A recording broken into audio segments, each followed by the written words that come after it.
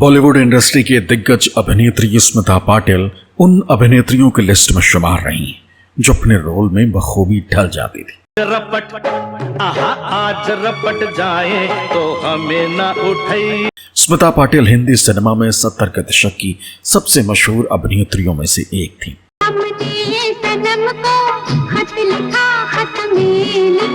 अभिनेत्री ने 8 फिल्मों से लेकर बॉलीवुड मसाला फिल्मों में भी जमकर काम किया।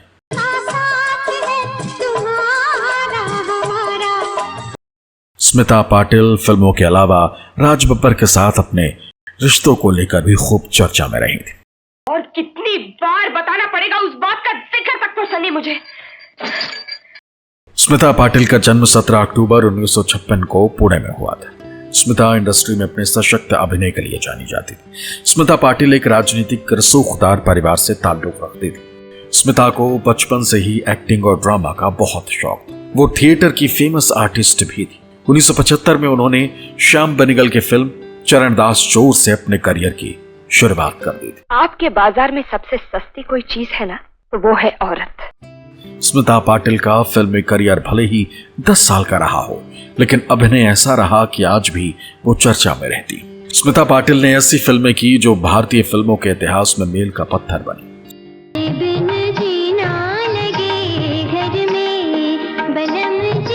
स्मिता पाटिल की सुपरहिट फिल्मों में भूमिका, मंथन, मिर्च मसाला, अर्थ, नमक हलाल और शक्ति जैसी फिल्में शामिल हैं। स्मिता पाटिल को कई फिल्मों में बेहतरीन अदाकारी के लिए 1985 में पद्मश्री अवार्ड मिला। स्मिता ने न सिर्फ फिल्मों बल्कि राज बब्बर के साथ अपने रिश्तों को लेकर भी खूब सुर्खियां बटोरी थी। दोनों की 1982 में भीगी पलके की शूटिंग के दौरान मुलाकात हुई थी, जो बाद में प्यार में बदल गई। राज बब्बर शादीशुदा थे, लेकिन पहली पत्नी नादिरा को छोड़ स्मिता के साथ लिव इन में रहने लगे। इसके बाद दोनों ने शादी करने का फैसला ले लिया, जिससे स्मिता के माता पिता नाखुश थे। राज और स्मिता का प्यार ज्यादा दिन नहीं चल पाया। बताया जाता है कि स्मिता की एक आखिरी इच्छा थी,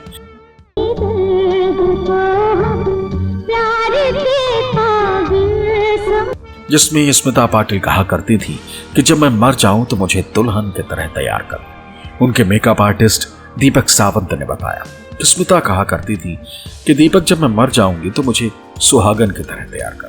मौत ने नहीं, मुझे जिंदगी ने मारा। एक बार उन्होंने राजकुमार को एक फिल्म में लेट कर मेकअप कराते हुए देखा और मुझे कहने लगे, दीपक, मेरा इसी तरह से मेकअप आप करो।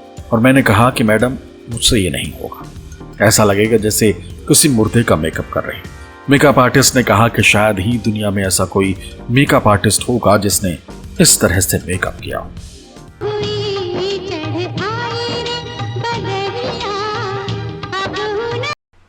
स्मिता की मौत से कुछ घंटों पहले की कहानी पर नजर डालें तो महसूस होता है कि पहले उन्हें एहसास हो गया था कि उनके साथ कुछ ना कुछ होने वाला है।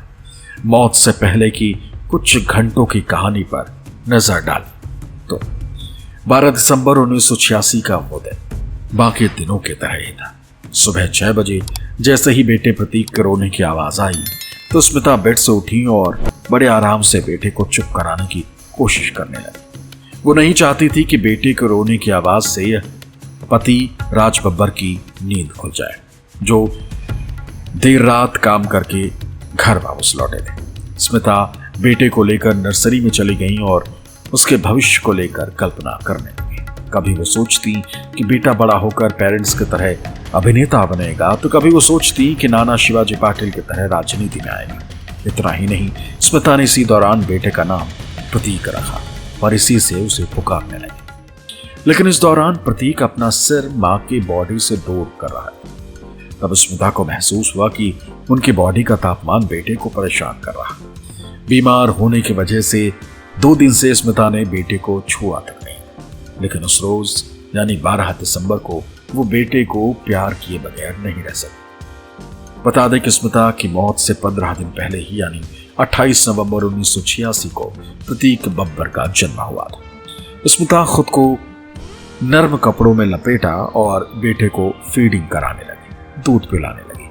इसके कुछ देर बाद बेबी सो गया। तब स्मिता बेडरूम में गई और राज बब्बर को जगाया। दरअसल उस रोज राज को एक एक्शन कमेटी की मीटिंग अटेंड करनी थी। स्मिता ने राज का माथा छुआ और देखा कि कहीं उन्हें फीवर तो नहीं, जिसकी वजह से खुद को भी बुखार आ गया हो। हालांकि राज की बॉडी का टेम्परेचर नॉर्मल था। उस वक्त राज बब्बर को महीने भर बाहर काम के लिए रहना पड़ता था, इसलिए स्मिता उनका पूरा ख्याल रखती थी। ये निश्चित करती थी कि राज का सारा काम अच्छे से चले। इस बार भी राज अपने इवेंट के लिए पूरी तरह एक्टिव थे और स्मिता चाहती थी कि वो सफलता को छुए। 1 घंटे बाद राज बब्बर घर से निकल गए और स्मिता अपने बाकी के काम में लग गई। अपने बाल को धोया, क्योंकि वो हमेशा अपने गिरते बालों को लेकर बहुत परेशान रहती थी। स्मिता ने इस दौरान फिल्म भीगी पलके के सेट पर राज बब्बर से हुई पहली मुलाकात को याद किया। अपनी बड़ी बहन अनीता, जिन्हें वो ताई कहती थी, और छोटी बहन मान्या के साथ बिताए पलों को याद किया।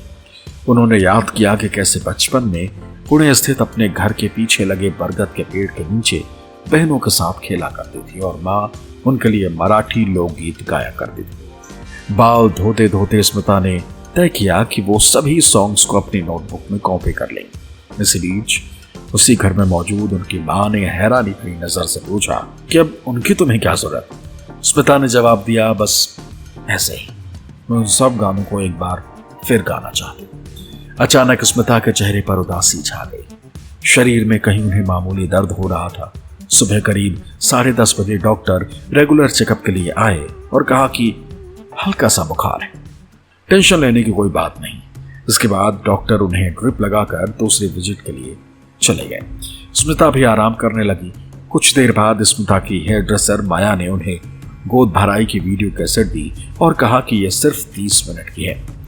जवाब में स्मिता ने कहा कि जब बेटे के नामकरण संस्कार के समय ताई, अनीता और मान्या वहां होंगे तो कैसेट को पूरा कर लेंगे, क्योंकि बेटे के साथ उनकी कोई फोटो नहीं। कुछ देर बाद स्मिता ने माया से कहा, मुझे अच्छी वाली फीलिंग नहीं आ रही, प्लीज मेरे लिए दुआ करना, मैं जल्दी ठीक हो जाऊं। माया ने दिलासा देते हुए कहा, आपको कुछ नहीं होगा। बता दें कि माया और स्मिता ने 2 साल तक साथ काम किया। माया स्मिता का पूरा ख्याल रखती थी, यहाँ तक कि अगर स्मिता बिना वजह टेंशन लेती थी तो माया उन पर चिल्ला भी दिया करती थी। आज भी माया ने वही किया। स्मिता को समझाते हुए कहा, पागल है क्या? ऐसा क्या होने वाला है तुझे जो तू इतनी चिंता कर रही? करीब 2 घंटे बाद जब स्मिता को लगी पहली बोतल पूरी हुई तो उन्होंने रूम बदलने की इच्छा जताई। उन्होंने अपनी माँ से कहा, इन 2 सालों में मैं आपके लिए अच्छी नहीं रही, मैंने हर वक्त आपसे झगड़ा किया, लेकिन अब सब ठीक है। मैंने अपनी सारी परेशानी को शॉर्ट आउट कर दिया। इसके बाद स्मिता को बेचैनी होने लगी और वो किसी का कांटेक्ट नंबर तलाशने लगी।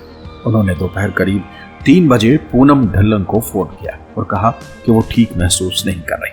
पूनम ने मजाकिया अंदाज में जवाब दिया कि प्रेगनेंसी के बाद हर महिला के साथ ऐसा ही होता है। लेकिन स्मिता ने पूनम से कहा, मुझे बहुत बेचैनी हो रही, क्यों नहीं तुम घर आ जाती हो, हम बैठकर बात करें, मुझे अच्छा लगेगा।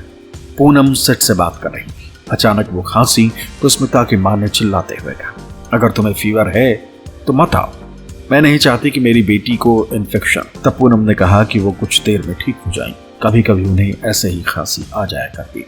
लेकिन अब तो प्रेगनेंसी कंफर्म्ड है मिसेस कबीर, कांग्रेचुलेशंस। आइए। शाम को राज बब्बर मीटिंग से वापस लौटे। तब तक स्मिता की ट्यूब्स निकाल दी गई थी और वो अच्छा महसूस कर रही। उन्होंने राज बब्बर के कपड़े निकाल दिए जो किसी फंक्शन में पहनकर जाने वाले थे। स्मिता ने राज के साथ फंक्शन में जाने की इच्छा जताई। उन्होंने कहा, जब आप मेरे साथ होते हो तो मैं अच्छा महसूस करती हूँ। हम कब किसी शो पर साथ जा पाएंगे? लेकिन राज बब्बर तैयार नहीं। उन्होंने स्मिता को बेड पर लिटाया और कंबल उड़ाकर नहाने चले गए। करीब 10 मिनट बाद जब बब्बर बाहर आए तो उन्होंने देखा कि स्मिता का चेहरा पीला पड़ चुका है। उन्हें बहुत दर्द हो रहा है और वो खून की उल्टियां कर रही। जल्द ही डॉक्टर से संपर्क किया गया, लेकिन स्मिता डॉक्टर के पास नहीं जाना चाहते थे। स्मिता ने कहा कि वो अपने बच्चे से दूर नहीं जाना चाहती। वो रोती रही और राज बब्बर और अपनी माँ से बहस करती रही, लेकिन किसी ने उनकी एक न सुनी। जब तक बब्बर स्मिता को अस्पताल लेकर पहुंचे तब तक वो कोमा में जा चुके थे। खबर आग की तरह फैल गई कि स्मिता की हालत बहुत खराब है। इंडस्ट्री से जुड़े लोग उन्हें देखने जसलोक अस्पताल, जहां स्मिता भर्ती थी, वहां पहुंचने लगे। सबका एक ही सवाल था, स्मिता अब कैसी? और जवाब भी एक ही मिल रहा था, उनकी हालत स्थिर है। फिर किसी ने आकर कहा कि स्मिता की ब्लीडिंग बंद हो गई। लेकिन उनका ब्लड प्रेशर लो हो गया है। स्मिता रेस्पिरेटर पर है और 20 डॉक्टर उनका इलाज कर रहे हैं। उनके दिमाग ने काम करना बंद कर दिया है, लेकिन डॉक्टर्स को उनके ठीक होने की उम्मीद है। दूसरे दिन सुबह खबर आई कि स्मिता नहीं रही। इसके छोटे छोटे काले काले दाने मेरे पैरों में हर वक्त हर कदम चुभते रहे। बांद्रा स्थित उनके घर से स्मिता की अंतिम यात्रा निकाली गई। तब स्मिता की मां विद्या पाटिल बेटी की एक फोटो को निहारे जा रही थी। उन्होंने भरी आंखों के साथ स्मिता को अंतिम विदाई दी और कहा, मेरी बेटी फाइटर थी। अगर उसका दिमाग ने साथ ना छोड़ा होता तो वो हर लड़ाई लड़ सकती थी, फिर चाहे वो पर्सनल हो या फिर करियर से जुड़ी। दुपट्टा खींचकर तूने मेरा सर नंगा नहीं किया, नागिन का पिटारा खोला है।